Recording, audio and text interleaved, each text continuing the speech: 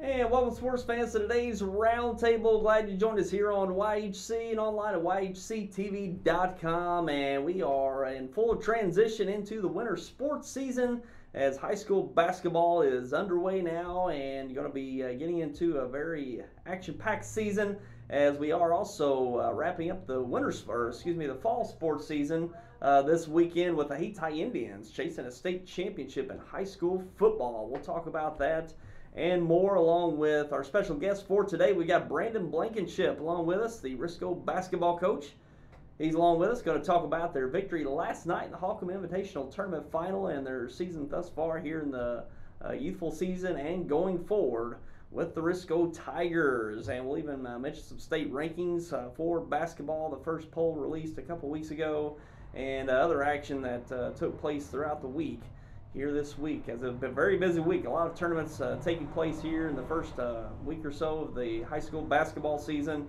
So a lot of action took place this week, and we're going to try to touch on all of it that took place this week in the area. And first, let's talk about the Hayti football game that's taking place this afternoon. Taking a look at that game and the Class 1 state championship up in Columbia. And Hayti is taking on Lincoln this afternoon, Saturday at 3 p.m. You can watch that. The only way to watch is online at misha.tv, and it is on a pay-per-view basis. So go to that website, mshsaa.tv, and you'll have to log in, create a username, log in, and use a debit or credit card to pay for basically a 24 access pass to watch broadcasts on that portal. And just go to that website, create a username, go in with a debit or credit card, and you can get a one-day pass. I think that's a $9 charge. And you can not only watch the Hayti game, but you can watch all the other state championship games taking place up there in Columbia, and even games throughout the country as well. It's pretty much a national portal there online. And if you don't watch online, you can listen on KCRV Radio, 1370 AM. But I know we'll get a lot of inquiries whether we're bringing the game today or not, but we will not. We're not allowed to broadcast the championship games, only up to the semifinals as we did last week. But go online to mshsaa.tv and log in, create a user, and pay for that 24-hour access to watch the Lincoln versus Hayti broadcast later on this afternoon, Saturday at 3 p.m. So, big game for the Hayti Indians today, going for their first ever football state championship in the school's history. They got a couple second-place finishes, but going for their first ever state title this afternoon. And good luck to the Hayti Indians. They got a good shot, great shot, as they're the top-ranked team of the state, undefeated at 14-0, going for the perfect 15-0. And perhaps one of the most dominant seasons we've seen in high school football here in southeast Missouri. And let's go ahead and take a look at the games, results from the last few nights here in southeast Missouri. A lot of games taking place last night. Starting off with the game that we brought to you live last night, the Risco Tigers defeated the Twin Rivers-Royals 67-45. Dominant victory for the Risco Tigers last night, winning that Holcomb Invitational Tournament Championship as a 4 seed. The Risco Tigers really turned a lot of heads this week, coming in as a 4 seed and running the table through the tournament, defeating Twin Rivers in that championship game Friday night. And we got some highlights of the game from last night. Let's go ahead and take a look at those.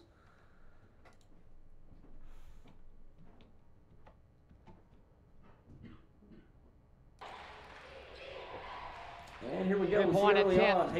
Shot up is good on the basketball. On the right to side. Myers, drives the lane. Here, EJ Myers with a nice drive, getting the Risco Tigers started in the first quarter. Burnett Here, Nathan Burnett on a nice drive. Layup good. Fast break. Back to Meese, three-point attempt. And a three-pointer by Meese in the left corner. Here, another three-pointer followed up by Nathan Burnett, knocking that one down. And a nice move here by Metalstad in the lane, a basket and the foul for the Royals. And here another three-pointer on the right wing, Nathan Burnett knocking that one down. Here towards the end of the first quarter, transition bucket, EJ Myers out in front with the easy finish. And here a three-pointer on the right side, that's Hayden Thomas knocking that one down. And here on the left side, another three-pointer knocked down as Risco really got hot early on. And we see here Evan Pipkin knocking one down on the left side again. And nice little step-back jumper here by Nathan Burnett, knocking that one down inside the three-point line. And a little scissor move here and a finish by Nathan Burnett. And a drive here, nice finish at the basket towards the end of the first half. And we see here a nice little lob in there. Garrett Young with the lob off the inbound. And we see here a nice rebound by Payne, getting the rebound, putting it back up for the and one. And we see here Zach Hargraves knocking down a three for the Royals, trying to make a run here in the third quarter. And a nice run out here. Hargraves getting the finish in transition. And Payne with another basket and the foul. Had some valuable minutes for the Tigers in the second half. Here, Tristan Meese knocking down a tough jumper. And Hayden Thomas knocking down that three on the right side in midway through the fourth quarter. Easy inbound basket there for the Tigers. And Nathan Burnett getting a nice follow-up for that putback. And here Garrett Young with an easy basket there. And it's pretty much all Tigers at this point. And Burnett knocking down the open three. And then we see here Hayden Thomas going to knock down the jumper at the top of the key. But it was all Tigers last night with that victory, 67-45. The Risco Tigers come away with that Hawkem Invitational Tournament Championship. And look out for these Tigers coming back strong this year. Got a senior-laden group this year. That probably made a big difference in that game last night. This team's been playing together for all their high school careers and coming to an end here this year. And I think they play six seniors. And going to be tough to deal with this year, the Risco Tigers. And we're going to have on Brandon Blankenship on in our next segment. Talk about that game and their season thus far in Risco. And take a look at the other games from last night, staying with the Hawkem Invitational Tournament. It was Bernie defeating Neelyville in the third place game, 55-35. The Bernie Mules coming away with third place in that tournament as the top seed. And in the fifth place game, it was Campbell defeating Bloomfield handily, 71-45. The Campbell Camels come away with fifth place in that tournament with the seed they came in with in that game last night. And in the seventh place game, Puxco defeating Hawkem 94-81. Puxco coming away with seventh place in that Hawkem Invitational Tournament. And take a look at the Oran Invitational Tournament. The top-seeded Oran Eagles win their own Invitational, defeating Scott County Central 62-43. Scott County Central down one guy in that one, but Oran taking advantage and getting their own Invitational Tournament championship last night. And Oran coming back with another strong team once again this season.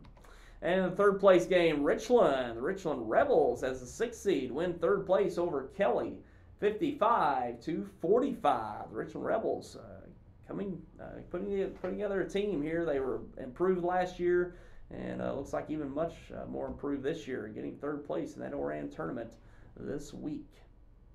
And in the fifth place game, it was CHAFFEE defeating Advance 66-60.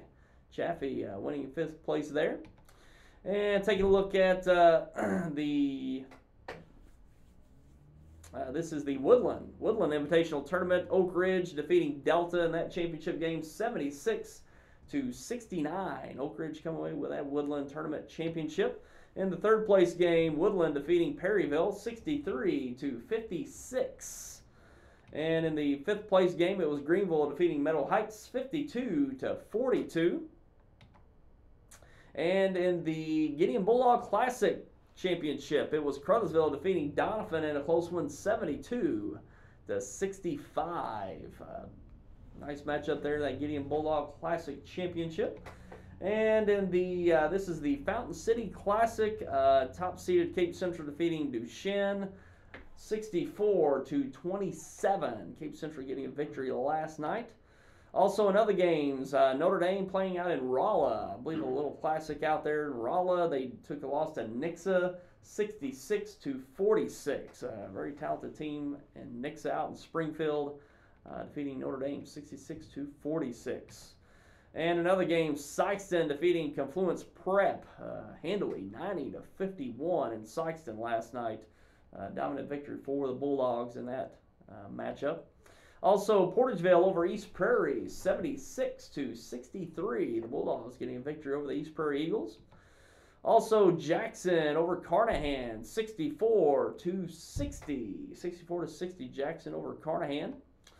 And those are the games from last night in the area. A lot of action-packed tournaments for the week that wrapped up last night. And you can watch the replay of that game from last night, Twin Rivers-Risco. Watch that replay here on YHC.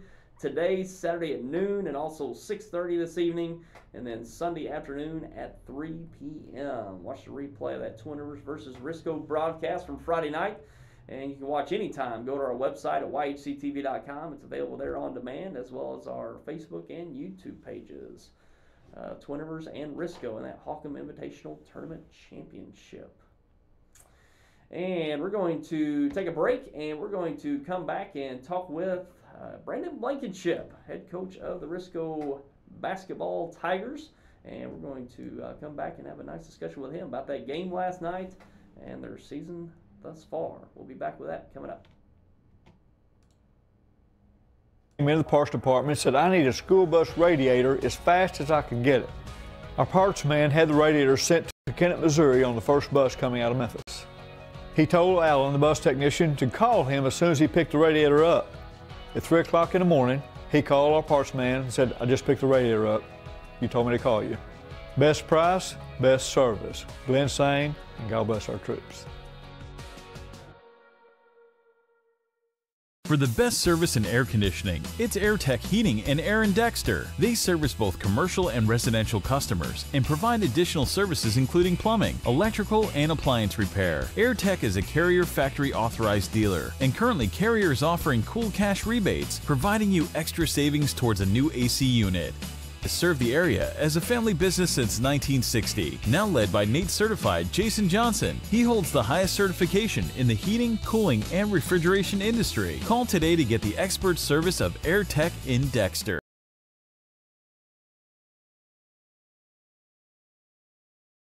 At Ag Explorer, we're farmers too. So we know that farming's never been a 9-to-5 job. Just like the farmer, we work overtime to bring you whatever it takes. Solutions like InZone help you retain 47% more nitrogen, with an overall average increase of 12 bushels per acre. Imagine what InZone can do for you. Ag Explorer.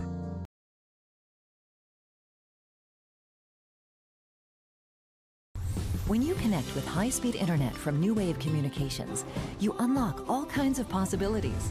More gaming, more streaming and viewing, more ways to keep in touch, more ways to learn.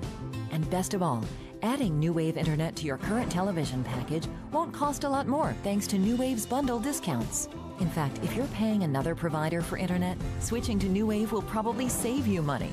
Call or go to newwavecom.com to find more ways to bundle and save.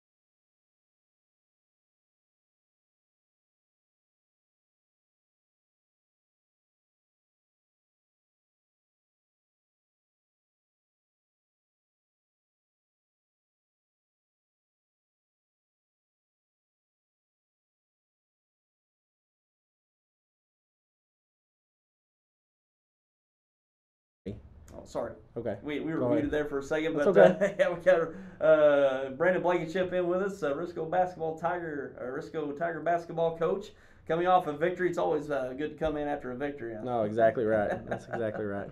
And got that victory last night and got off to a great start last night. Scored a bunch of points, especially with the three-point shot was falling early. Came out with a lot of energy early on and got a bunch of points early on, got a double-digit lead, and Twin Rivers never really could get anything consistently going offensively to cut into that lead. And y'all stifled that pretty much the whole night. So pretty much when you got that comfortable lead, you're able to maintain it, and pretty handily victory last night for you. Yeah, you know, I mean, when you play the late game on the night before in the semifinals, you're kind of a little bit concerned of, are you going to bring the energy back? Because, man, it was such a big game for us in the semifinals against Bernie. So to see us come out and start the game like that, I knew the guys were focused. I knew they were locked in, ready to go. Yeah. And yeah, I mean, man, it always helps when shots are falling. Yeah. You know, I mean, it seems like you have more energy on defense. You attack the rebounds harder when shots are falling. So yeah, it's good to come out and hit a couple shots early, kind of get going. I wouldn't say it was comfortable though the rest of the game, because I just always felt like that, you know, they were one run away from maybe getting right back in it and making it a dogfight the rest of the way. Yeah, especially if Hargraves and Thomas get Right. going, they can really. But that, man, they're better than what they had last night. Showed last night. Oh, They easily consistently hit outside shots, and they just could not really get in that rhythm last night. I kind of expected that in the second quarter. Yeah. The second half. Figured they'd come out and they'd start hitting some shots, and they did just in patches, but they just didn't consistently knock down those shots last night. And you know, that was y'all's benefit, because y'all pretty much maintained your lead. Got out in the break. We see a lot of transition buckets from you guys, and that's what y'all do. Y'all get out on the break Right. and try to get those easy baskets, and you got a good share of those last night. They got in a little foul trouble early too, which kind of hurt them. And then, but I mean, I really felt like our guys were working their butts off defensively, and you know, we've been preaching that, and we kind of try to pride ourselves on being tough to score on, and we want to make the other team have to work too. And I felt like we were doing that in our man-to-man, in our zone, and so yeah. But and we talked about at halftime too. You know, we had, I think, an 11-point lead, I guess. Yeah, it was 11-point lead at halftime, and we talked about the importance of the third quarter. You don't really have an 11-point lead. It's 0-0, you know, and your goal here is to win the third quarter, because then that really sets you up well going into the fourth, and we were able to do that. Sure. And got a senior-laden group this year, Brandon. Got, what, 6 seniors that you're playing? Seniors, and yes. they all play. They all saw the court last night. And, well, that bodes well for you, is getting these players playing together for a good number of years, and all contributing, all doing their part. And we saw that last night. Payne coming in off the bench, getting some rebounds, putbacks, and some and ones. And Garrett Young had a lot of loose balls he picked up, some rebounds and putbacks, and he was attacking the basket as well. And Right. you know, it seems like everybody's pitching in their part. Oh, exactly. You know, I mean, we're definitely not a one-dimensional team. We've got shooters, we've got inside guys that can score, we got guys coming off the bench. The seniors especially have played together so many years. Daniel Payne's kind of new to us last year, but the other 5 have played, you know, really ever since they were in elementary school together, and they all know what they can do. They all know their role. They're unselfish. I mean, they move the ball. They, more often than not, they'll make the right basketball play, and you know, then when you got a guard like Burnett who can handle it, and he's not going to turn it over, he's going to make good passes, he's going to hit shots, and Myers is going to hit shots, Meese's going to hit shots. Garrett Young has played great for us this year. He's been our energy guy. He's been our leader, and then James Rydell, he does all the dirty work for us. I mean, he does. He's just he's a little bit undersized for a true post player, but you can't tell it with his with you know what he brings to the table for us. So. And he can handle the ball. So yeah, you know, that's one thing about y'all this year. It seemed like any 4 or 5 players you got out there, they can all handle the ball. So you know that pressure doesn't really get to y'all, because every guy can handle the ball and be able to handle the pressure and be able to put the ball on the floor and get into space. So you know, you got a very versatile group out on the floor each night. So probably the game of the tournament was the semifinal game with Bernie. That was one nip and tuck all the way till the end. Got a 4-point victory in that one, or 5-point? 4-point, 60-56. And that might have been your championship game of the tournament right there between you all and Bernie. And that's always a big one for Risco. You know, you don't get to match up with Bernie in the regular season, and usually it's this tournament if you get to match up with them. And anytime you get a victory over Bernie, it's sweet to Risco. Oh, it definitely is. I know when I first started coaching at Risco, I think it had been 20 years before Risco had beat Bernie. So and we were able to pull off one that year. So it was it's always huge. It's always a big deal. Obviously, because Bernie's such a great program. Botch, Jason Long, those guys are just they're phenomenal coaches, and their team is going to be tough. They're going to guard you extremely hard every year.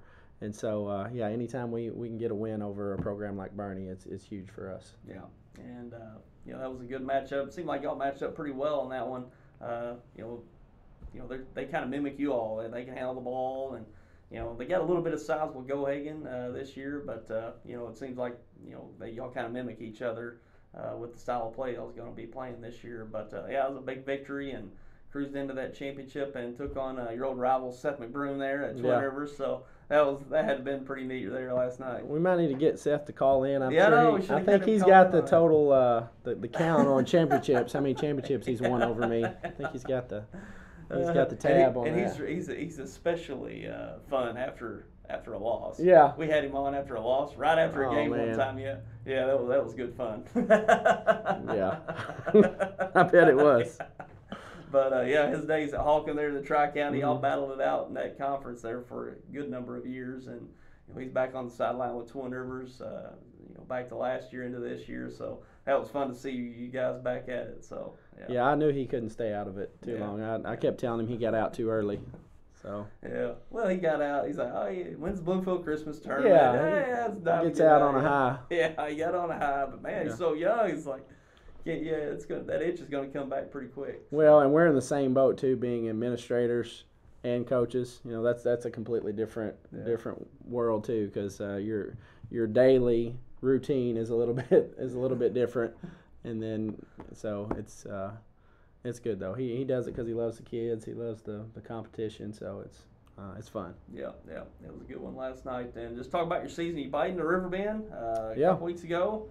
Good experience over there at New Madrid. Always good teams in there. And you had an opportunity to jump in there, and Coach Mack, of course, set you up real good with a good opponent. Challenge you guys. Did.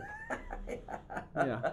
Coach Mack's good at giving challenges. Real good at giving challenges. Yeah, but good experience though. Go over and play. It was great. We had been going over to Van Buren, and they always treat us well. Mr. Jenkins over there, Coach Jenkins, has been good to us, and but we had the opportunity to play, really close here at the Riverbend, and Coach Mack called in about September, I guess, and they was needing to fill some spots, and so gave us the opportunity. At that point, we didn't know who we were going to play, but I said, well, this would be a good year, for us to do it. I think we could compete. And Coach Mack said, hey, give you guys a chance to come over here and showcase. So. But no, it was good for us. We played Covington. They were big. I talked to the Covington coach right before the game started, and he was asking. He said, "You guys hadn't been in this?" And I said, "No." And he said, where are you guys located?" I said, "Well, we're only about 15 miles, west of here." And he said, "Okay." He said, "Well, how big a school? How many students you got in high school?" I was like, "Well, we got 45." He said, 45? And I thought we were small. We got 600. So. But it was good. And I thought I was going to get lucky, too, because their football team, I was looking for their basketball roster on Max Preps, and I found their football roster first, and they were 12-0. And so I thought, well, man, they may be in the playoffs. So then I found their basketball roster thinking, well, let's see how many kids are on both teams. Yeah. There's only one kid on both teams. So, didn't get a break. Couldn't catch a break. It's like these Hayti Indians. Now's the time to get it. Right, yeah. But no, it was good for us. I mean, it was the size and athleticism that we're probably not going to really see throughout the year, outside of maybe Hayti maybe or something at the end of the season. But no, it was good, and we competed well. I think our shots didn't fall, and it may be just because of the new environment, and our guys had never really played in that gym.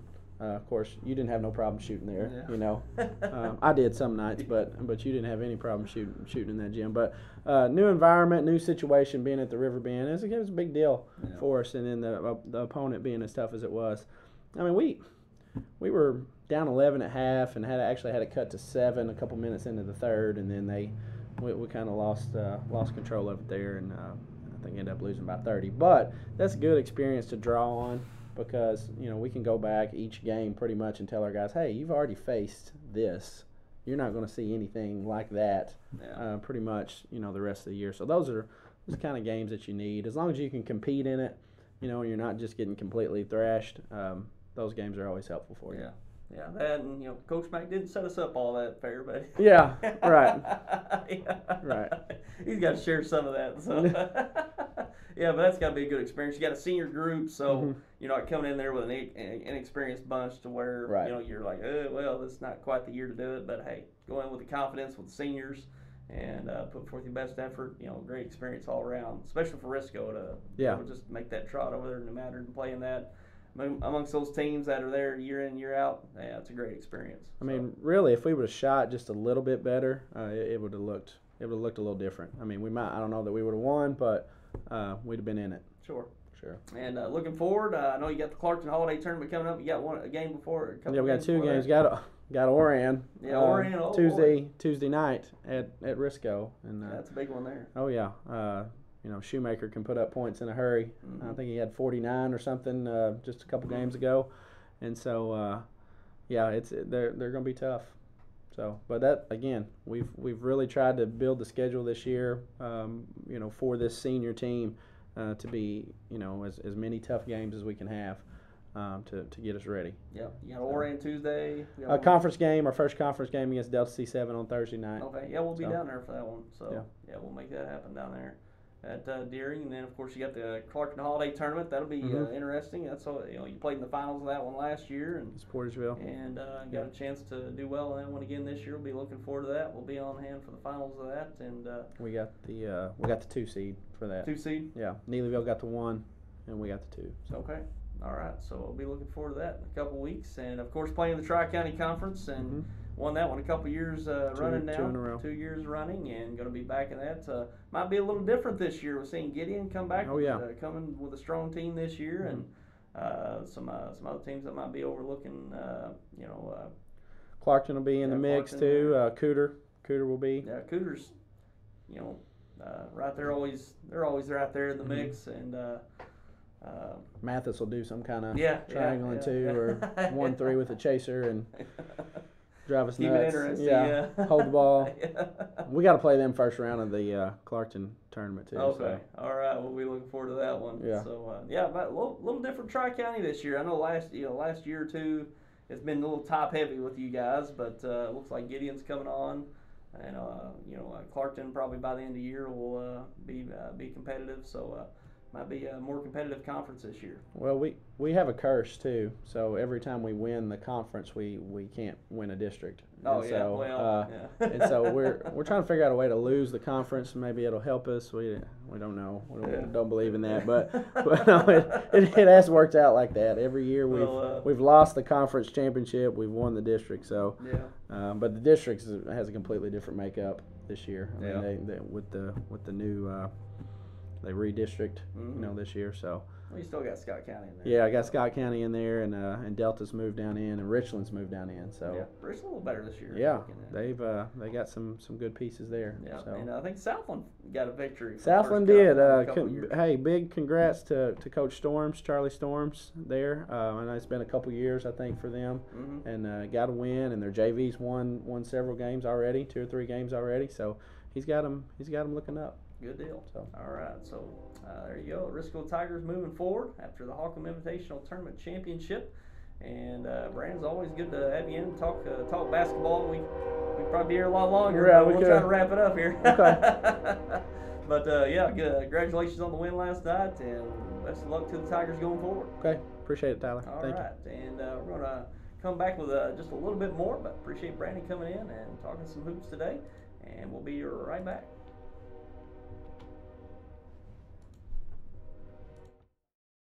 Bus radiator as fast as I could get it. Our parts man had the radiator sent to Kennett, Missouri on the first bus coming out of Memphis. He told Alan, the bus technician, to call him as soon as he picked the radiator up. At 3 o'clock in the morning, he called our parts man and said, "I just picked the radiator up. You told me to call you."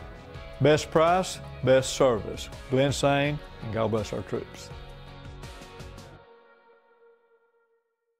For the best service in air conditioning, it's AirTech Heating and Dexter. They service both commercial and residential customers and provide additional services including plumbing, electrical, and appliance repair. AirTech is a Carrier factory authorized dealer, and currently Carrier is offering cool cash rebates, providing you extra savings towards a new AC unit. Served the area as a family business since 1960, now led by NATE certified Jason Johnson. He holds the highest certification in the heating, cooling, and refrigeration industry. Call today to get the expert service of AirTech in Dexter.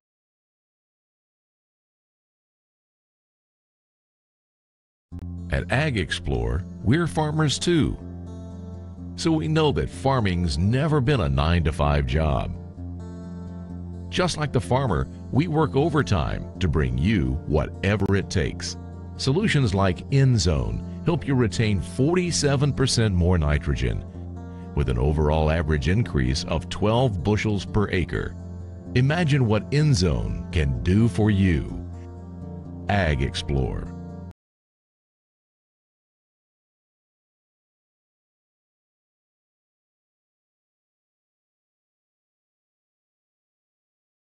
And welcome back, and now taking a look at some headlines from this week in high school basketball. Big week.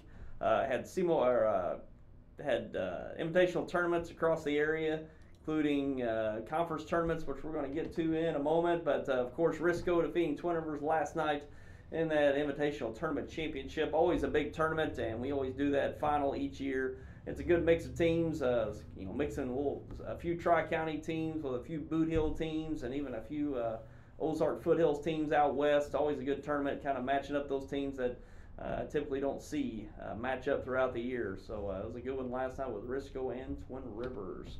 And Oran winning their invitational tournament championship over Scott County Central. And look out for these Oran Eagles, as Brandon said. Shoemaker kid really fills it up. And he's had a great past couple years and looking to make it even better this year. Oran Eagles looked really good early on. Especially among the smaller schools. So look out after Oran Eagles this year. I won a state championship just a few years ago, and I look to be in the mix once again this season. And Crothersville defeating Doniphan 72-65 for that Bulldog Classic championship in Gideon last night. Those two teams you don't see match up often unless it's in district play. Crothersville and Doniphan. Doniphan out there in the Ozark Foothills, and Crothersville in the Boot Hill Conference. Good matchup between those two. And Doniphan looking better this year. They've really gotten better the last number of years, and could see them compete quite well in the Bloomfield Christmas tournament this year. Going to see a lot more parity in that tournament this year, I think. Some teams are gotten better, and some of the teams on the higher end, Dexter and Haytop, probably haven't taken that next leap of getting better. So probably some of the weaker teams getting stronger will make that much more of a competitive tournament this year in that Bloomfield Christmas tournament. And Sykeston getting a dominant victory over Confluence Prep, 90-51, and Sykeston coming back with another strong nucleus, of course, without Fred Thatch, but they got a good solid group there, led by Kevin Jones, those twins, and also some younger kids that are stepping up, playing some big minutes for Sykeston. So the Sykeston Bulldogs aren't done yet. They're actually the top seed in that SEMO Conference tournament this coming week. So look out for the Bulldogs to potentially make another big run for that SEMO Conference tournament championship again. That's in Sykeston this next week, but not only that, in the district as well, in the Class 4, District 1. And Charleston survives a scare from Dexter Tuesday night. That was a SEMO Conference matchup from Tuesday night that we brought live to you here on YHC, and we're even going to show some highlights of that one from Tuesday night. And it was a 51-46 victory for the Charleston Blue Jays, but it was Dexter pretty much leading at least 3/4 of that game, and even got a double-digit lead early in that game. And Charleston really turned up the pressure late in the fourth quarter and survived that SEMO Conference clash here Tuesday night in Dexter. And let's go ahead and take a look at that highlights from that game Tuesday night. And here early on, seeing nice push and kick for the three-pointer in the corner from Andrew Ellinghaus. Andrew Ellinghaus, talented sophomore for the Bearcats this year. Nice backdoor cut and a finish at the rim. And we see here nice drive to the basket, as we see here, early lead for the Bearcats. And we see here Seth Rogers out on the break all the way to the basket, getting a nice transition bucket there. And Andrew Ellinghouse misses the free throw, kicks it out to Nate Gargas, knocks down the open three. As we see here into the second quarter, the Bearcats up with a 7-point lead now on the break. And a nice transition bucket for the Bearcats again. And we see here Charleston, nice dump down, basket underneath for the Blue Jays. And nice cut to the basket and a finish for the Bearcats there. And Seth Rogers coming around a pick, kicks it out to Andrea Ellinghouse, knocks down the three on the right wing. And towards the end of the first half here, going to be a nice pull-up jumper for the basket. And drive to the basket and blocked out of bounds. Nice block there by the Blue Jays. And here's Seth Rogers getting a basket and the foul in the third quarter. Nice finish for Rogers. He stayed aggressive to the basket all game. We see here a Bledsoe with a three for the Blue Jays. And a nice drive and finish once again. And towards the end of the third quarter, see the Blue Jays starting to get back into the game here, knocking down some threes. Bledsoe with another three on the left side. And a nice little jumper there from Braxton Foster on the baseline. And Ellinghouse going in, a nice block once again. The Blue Jays really starting to turn up the defense in the fourth quarter. And Braxton Foster getting a nice putback there on the offensive rebound. And three-pointer on the left side for the Blue Jays, going to knock down another one here as they make the run here in the final few moments of the fourth quarter. And as we see here, they get the lead. Nice shot off the glass, and that pretty much put it away for the Blue Jays, getting that victory over Dexter Tuesday night. So Dexter looking really good in that game, and it was just Charleston hitting some shots late, hitting some three-point shots, getting their offense going, and plus turning on that full court press, forcing some turnovers was the difference in that one late Tuesday night in Dexter. So look out for this Dexter team. They are the 9 seed in the CMO Conference Tournament. They'll take on 8 seed Kennett, and I wouldn't be surprised if we see Dexter beat Kennett in that first, basically that 9-8 matchup. The winner advances on to take on Sykeston in the first round. So I think we'll see Dexter be very competitive in that matchup with Kennett and have a good shot at moving on to take on Sykeston in the first round. So some size out of this Dexter team. They start 6'5" with Braxton Foster, 6'6" with Garrett Henson, and even got the Kinsey kid coming off the bench at 6'7", and Andrew Ellinghouse in the lineup this year as a sophomore. I think he stands at about 6'2", plays out on the perimeter, so some good size from the Bearcats this year, and some good aggressive guards with Gargas and Rogers. And, not a bad showing by the Bearcats, so look out for the Bearcats, especially in the Stoddard County this year and even in the Bloomfield Christmas Tournament. So we'll see a very competitive team from the Bearcats going forward. And taking a look at some other headlines, the Jackson girls team. Jackson girls team defeated Dexter in the girls CMO Conference Tournament Championship Thursday night, and it was Dexter leading most of that game.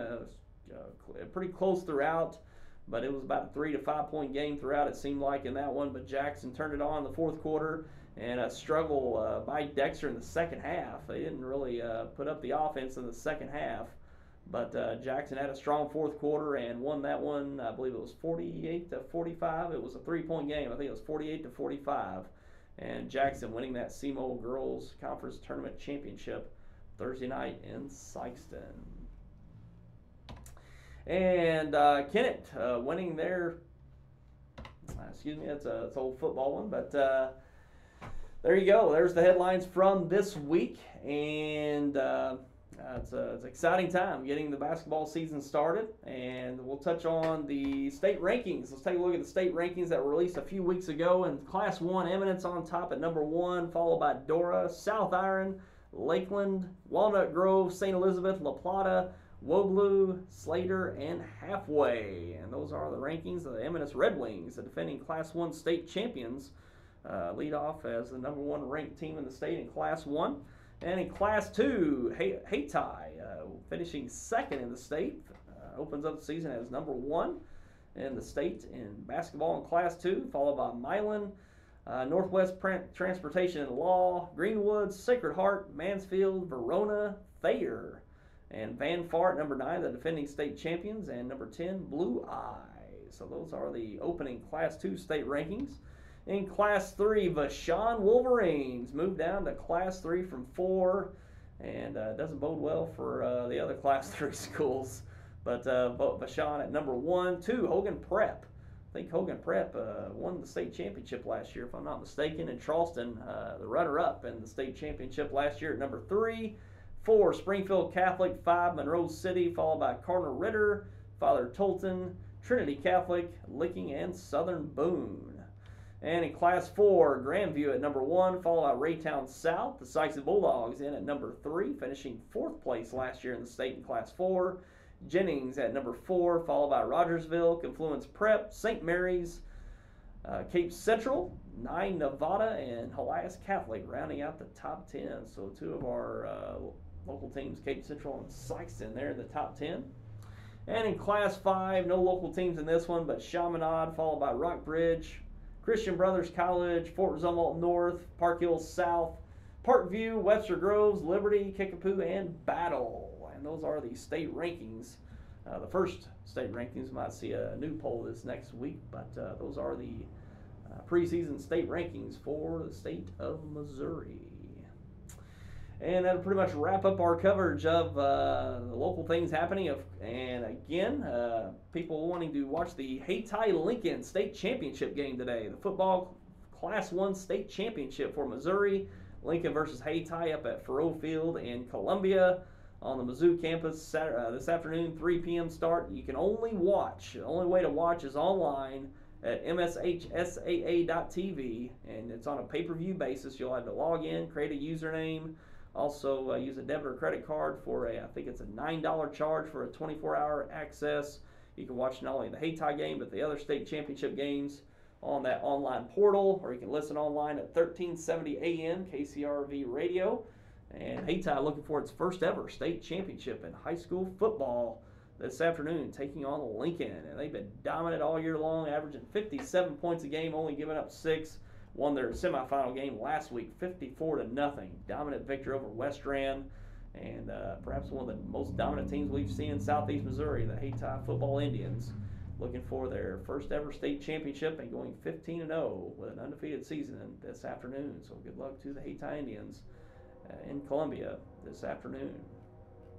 And we're going to wrap up our coverage for today at a big show. Had Brandon Blankenship in. Appreciate him coming in and talking the season so far and their victory last night and their season going forward. And big day in college football, conference championships across the board for today. So we'll be looking forward to seeing what happens in those later on throughout the day. And that'll wrap it up for us today. Appreciate you for tuning in. As always, we'll see you next time, next weekend, for another roundtable right here on YHC, YHCTV.com, and online at YouTube and Facebook. And that'll do it for us today. And have yourself a great weekend, everyone. Take care.